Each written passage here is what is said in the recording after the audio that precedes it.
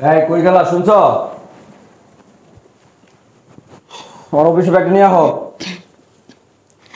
এই যে নাও। শোন, আমি অফিসে যাইতেছি। আর ই করো, আমার দিকে খেয়াল রাখা। আমার তো বোঝো বয়স হয়ে গেছে, আর এমনি অসুস্থ মানুষ, ঠিক আছে? আরে তুমিও না, তোমার কি এইসব কথা বলে দিতে হয় আমাকে? আমি কি বুঝি না? আর তোমার মা তো আমার মাই, তুমি কোনো চিন্তা করো না, আমি মার অনেক খেয়াল রাখবো। আমি জানি যে তুমি আসো বিদে আমি নিশ্চিন্ত আছি, ঠিক আছে? সাবধান থাকবে। আচ্ছা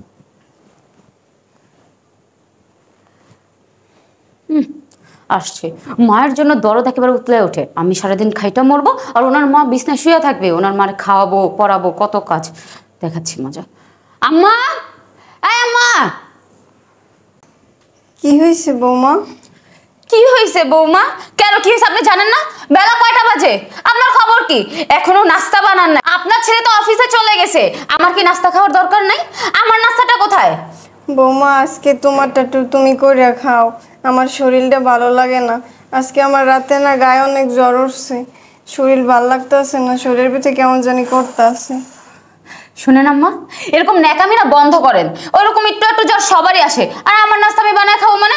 বেলা 12টা অবধি ঘুমান। এরকম নবাবজাদির মতো চললে না আমার বাসায় থাকা যাবে না, বুঝতে পারছেন? যান, প্রথমে তো আমার জন্য নাস্তা বানাবেন, তারপর বাথরুমে অনেকগুলি কাপড় রেখে আসছি, ওইগুলি সুন্দর মতো ধুবেন, তারপরে ঘরটা পরিষ্কার করবেন, আমার বেডরুমটা পরিষ্কার করবেন। দেখো বৌমা, এখন আমার বয়স হয়েছে, এখন আমি দিন দিন অসুস্থ হয়ে যাইতেছি, এখন আমি কাজ করবো কেমনে কও? এখন আপনার বয়স হয়েছে, বয়স হয়েছে তো কি হয়েছে? আপনার ভীমরতি তো ছাড়ে না। বয়স হয়েছে, এতগুলি গেলেন, ওইগুলি গেলার সময় পান কিভাবে? তখন মনে হয় না যে আমি অসুস্থ মানুষ, আমি এতগুলি গিলতে পারবো না, এতগুলি খাইতে পারবো না? ছেলের কাছে তো ঠিকই বলেন আমার এটা লাগবে ওইটা লাগবে, তখন কিভাবে পারেন? দেখো বৌমা, আমার বয়স হয়ে গেছে, এখন তুমি আমার খাবার করে দিতে আসো, আমি কদ্দুকই খাইতে পারি আর? কদ্দূর খাইতে পারেন না, অনেকখানি খাইতে পারেন। দেখেন আম্মা, জানতো আমার মাথাটা গরম করে না। আর এমনি তো আমি আজকে একটু পার্লারে যাবো, আমার হাতগুলি নষ্ট হয়ে গেছে কাজ করতে করতে। দেখো বৌমা, তোমারটা আজকে তুমি কইরা না, আজকে আমি পারবো না, আমার শরীর ভাল লাগে না, তোমারে বলছি তো। দেখেন আম্মা, আমি আপনার একবার বলছি না আমি কোনো কাজ করতে পারবো না?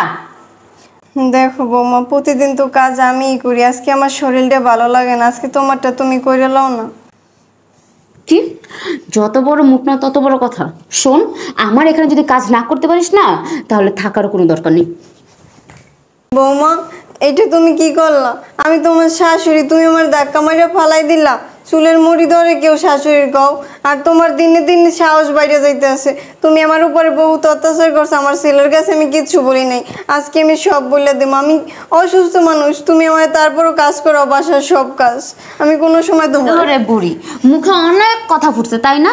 আজকে ছেলে আসলে সব কিছু বলে দিবে তাই না? তোর ছেলে আসার আগে তোকে আমি বাসা থেকে বের করবো। ওঠ। দেখো বৌমা, কই যাবো আমি? দেখো কই যাবে সেটা আমি কি করে জানি? ওঠ।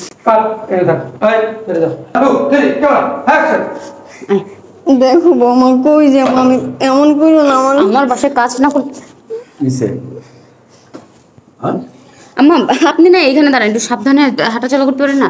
তুমি তুমি না অফিসে গিয়েছিলে, তুমি কিভাবে চলে আসলে? আমার চুলের মুঠি ধরছো কেন? তুমিও না পাগল, আমার চুলের মুঠি কই ধরছি?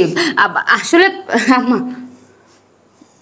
আসলে আম্মা না মাথা ঘুরে এখানে পড়ে যেতে নিছিলাম, তাড়াতাড়ি করে আসে ধরছি। আমার সত্যিটা বলেন আপনার ছেলেকে। মাথা করে পরে দিতেছিল। আরে হ্যাঁ, কি হলো সত্যিটা বলেন। কি হয়েছে আম্মা কত? না বাবা, কিছু হয় নাই।